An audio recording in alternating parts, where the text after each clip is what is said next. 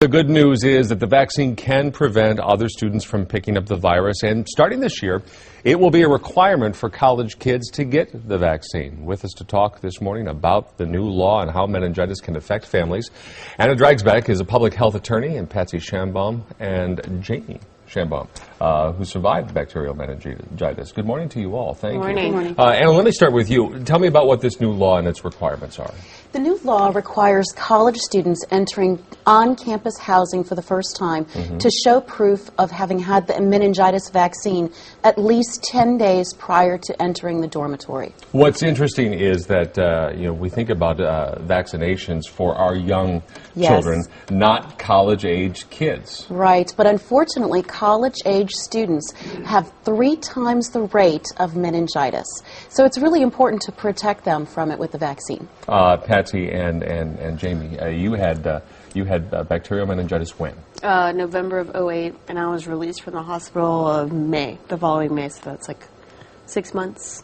Tell me about the debilitating experience this was for you. Literally life-changing experience. I went from like incapable of moving to now on my legs and driving, and it's just been a whole crazy experience, but that was like a nice sum up in one sentence. Are you still recovering at this point? I mean, yeah, I do everything new every day. I learn something new every day, and I mean, there's so much more for me to accomplish out there, I think. Patsy, we send our kids off to college, and at least, well, I haven't yet, but my parents did.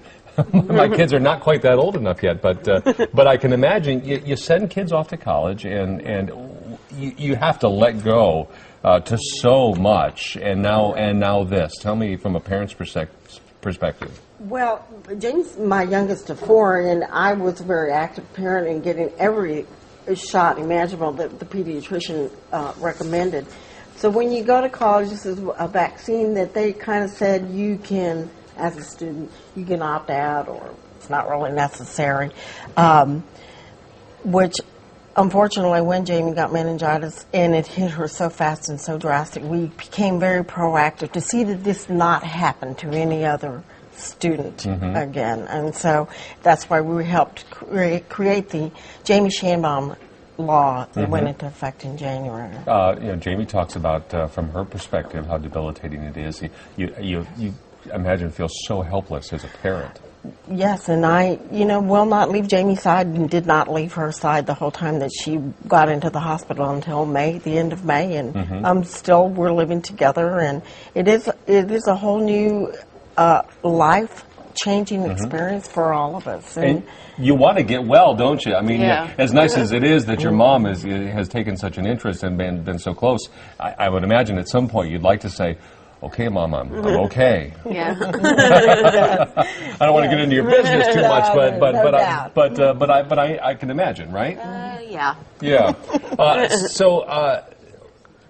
Anna, why not, if this is seemingly so easy, why not have had this law passed sooner?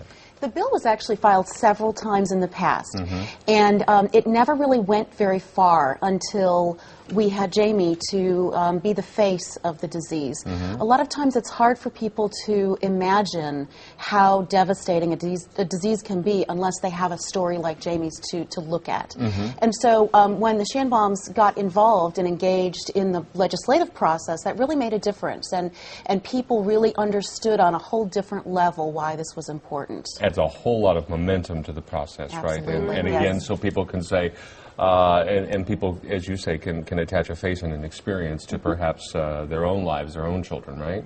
Yeah. Yes. If it's a requirement, where do you get it? What do you do? Most family practice physicians will carry it. You can call your doctor. They should have it in stock. They are aware that this new law is taking effect as of January 1st. So if you're going to be entering a college dormitory for the first time, you really do need to get in there before you enter the dorm so that you can show proof that you've had it at least 10 days before. Because college kids are heading back to class. Absolutely. Anna Dragsbeck and Patsy and Jamie Shambaum, thank you very much for sharing your story and for the wisdom as well. Thank you. Thank you.